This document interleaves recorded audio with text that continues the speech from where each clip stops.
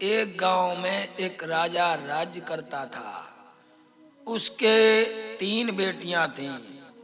वो तीनों बेटियों को बहुत प्रेम करता था। एक दिन क्या हुआ, धीरे धीरे बेटियां बड़ी होती गईं। जब बेटियां विवाह के योग्य हो गईं, तो राजा बहुत प्रसन्न हुआ।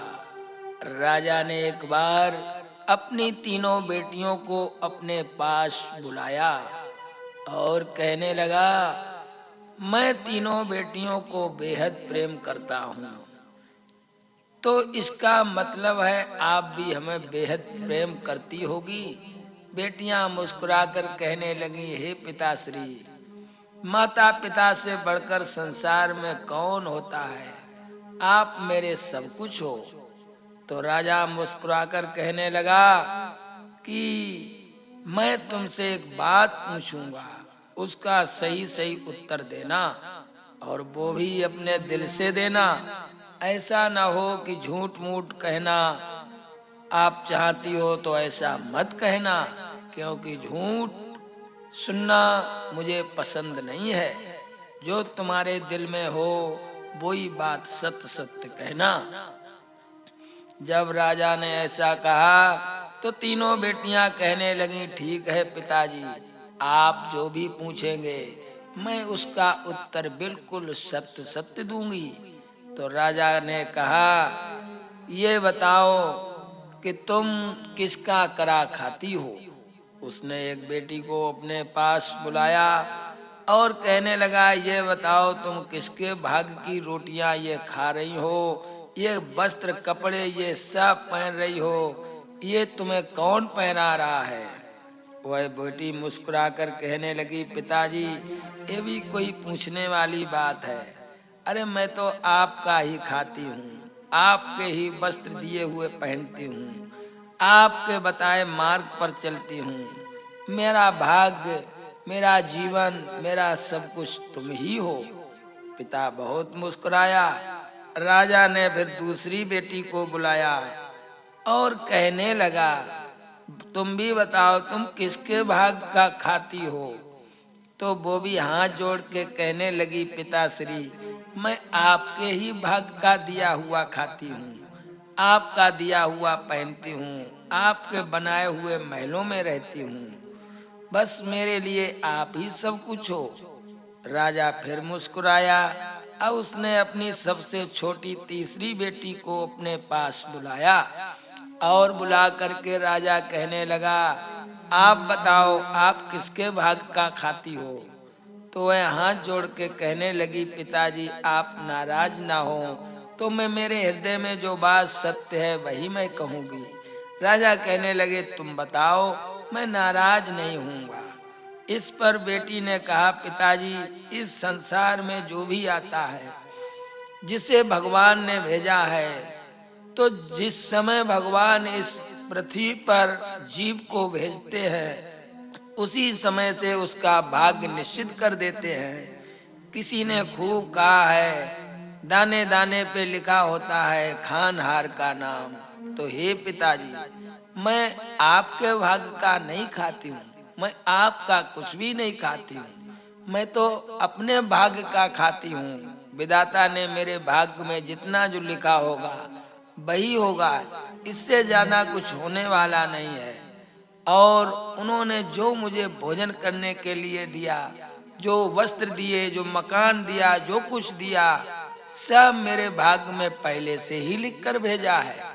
जब उस बेटी ने ऐसा कहा तो राजा ये सुनकर आग बबूला हो गया। राजा कहने लगा, क्यों, मेरा दिया हुआ अन्न खाती है?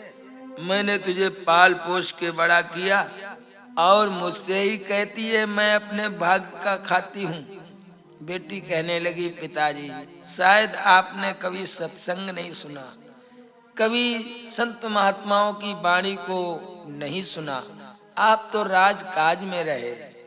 लेकिन मैं ये सत्य भाव से कहती हूँ, इस संसार में आने वाला प्राणी अपना भाग्य लेकर के साथ ही आता है, और उसी भाग्य के सारे उसे जो भगवान ने लिखा है वो समय समय पर मिलता रहता है। राजा बहुत क्रोधित हुआ और कहने लगा, ठीक है, तू अपनी ही बात पर अटल है तो ठीक है, आगे देखा जाएगा किसका भाग्य किसके काम आता है। समय धीरे धीरे गुजरा। राजा ने अपनी बेटियों की शादियों के लिए चारों तरफ से रिश्ता देखा तो सबसे बड़ी बेटी की शादी उसने बड़े ही धूमधाम के की। उसमें बहुत सारा धन दौलत दिया। और इसके बाद जो बीच की बेटी मझली वाली थी उसकी भी शादी उसने बहुत धूमधाम से की और बहुत सारा धन भी दिया। लेकिन छोटी वाली बेटी से कहा कि जब तू अपने भाग का ही खाती है तो ठीक है, मैं तेरे लिए कुछ नहीं कर सकता हूँ। और मंत्रियों से सिपाहियों से कहा, ले जाओ इसे जंगल में छोड़ दो, इसका भाग्य देखें कहाँ ले जाता है। मंत्रियों ने जब ये बात सुनी, सिपाहियों ने उसे रथ पर बैठाला और जंगल में जाके छोड़ दिया। अब वो बेचारी भगवान का ध्यान करती हुई अकेली उस जंगल में विचरण करने लगी। चारों तरफ बहुत ही खूंखार जानवरों का डर था। राजा ने सोचा अब तक किसी जंगली जानवर ने उसे खा लिया होगा, लेकिन वो तो अपने भाग्य और भगवान पर निर्भर थी। वो चलती गई, उसने साहस नहीं छोड़ा। बहुत दूर निकल जाने पर एक राजकुमार घोड़े पर बैठा चला आ रहा था। उसने जो देखा, इतनी सुंदरी राजकुमारी जंगल में कहां से आ गई, और उसने घोड़ा अपना घुमा दिया। उस राजकुमारी के पास पहुंचा और कहने लगा, अरे तुम इस जंगल में अकेली घूम रही हो, क्या तुम्हें डर नहीं लग रहा है? वो बेचारी कहने लगी, भगवान ने मेरे लिए जो कुछ लिखा होगा होगा तो वही। अगर किसी जीव का निवाला लिखा होगा तो मैं निवाला बन जाऊंगी। अगर जंगल में मुझे दुख लिखा होगा तो मुझे दुख मिलेगा। राजकुमार ये बातें सुनकर बड़ा विस्मित हो गया। उसने सोचा, ये तो लगता है बहुत ज्ञानशील राजकुमारी है। उसने अपने घोड़े पर बैठाला और कहने लगा, ये बताओ तुम यहाँ कैसे आई हो? उसने सारा वृतांत सुना दिया। जब उसने सुनाया तो राजकुमार बहुत प्रसन्न हो गया और कहने लगा, ठीक है, भगवान की यही मर्जी थी, तभी तो मेरा घोड़ा चारों तरफ से घूमता हुआ और इसी जंगल में तुम्हारे पास आ गया। ये भी भगवान की इच्छा है। लगता है मेरे भाग्य में मेरा जीवन साथी तुम ही हो। राजकुमार ने जब ऐसा कहा तो राजकुमारी बहुत प्रसन्न होकर और भगवान शिव जी के मंदिर में जाकर के दोनों ने विवाह किया। जब दोनों ने विवाह किया तो रात भर भगवान शिव जी का ध्यान करते रहे। दोनों बैठे बैठे उस मुग्ध ध्यान से भगवान भोलेनाथ प्रसन्न हो गए। उन्होंने कहा, मैं तुम पर बड़ा प्रसन्न हूँ, क्या चाहते हो? राजकुमार और वो राजकुमारी भगवान भोलेनाथ से कहने लगे, बस आपकी कृपा बनी रहे, इससे ज्यादा और मुझे क्या चाहिए। भोले बाबा उनका निर्मल भाव समझ गए और उन्होंने कहा, जाओ इसी जंगल के पास तुम्हारा भव्यशाली महल होगा और उस महल में तुम दोनों रहकर मेरा भजन करो। भोलेनाथ की कृपा से एक बहुत ही भव्यशाली महल बनकर तैयार हो गया। अब राजकुमार राजकुमारी वहीं रहने लगे, हजारों दास दासियां और नौकर चाकर। एक समय क्या हुआ, राजा घूमता हुआ जंगल में भटक गया। जब रास्ता भटक गया, अब उसने सोचा कहीं थोड़ा पानी मिल जाए, मैं बहुत प्यासा हूँ। ये सोचकर राजा उसी जंगल में घूमने लगा। उसने दूर से देखा एक सरोवर पर कुछ पक्षी ऊपर उड़ रहे हैं। तो राजा ने सोचा, चलो यहाँ पानी अवश्य होगा। अब राजा अपना घोड़ा बढ़ाकर जब वहां पहुंचा तब उसने उस महल की शोभा को देखा। उसे लगा, मैंने संसार में महल तो हजारों देखे, लेकिन ऐसा दिव्य महल मैंने कभी नहीं देखा। अब उसने जलपान किया और सोचने लगा, आज रात को यहीं विश्राम किया जाए। जाकर के सिपाहियों से कहा कि मैं फलाने देश का राजा हूँ, और मुझे विश्राम के लिए जगह दी जाए। मैं सुबह उठते ही अपने घर चला जाऊंगा। अभी रात्रि हो गई और मैं रास्ता भी भटक गया हूँ। सिपाहियों ने ले जा करके उसे बहुत सुंदर स्थान पर बैठाया और ये समाचार अपने राजा को भी सुनाया।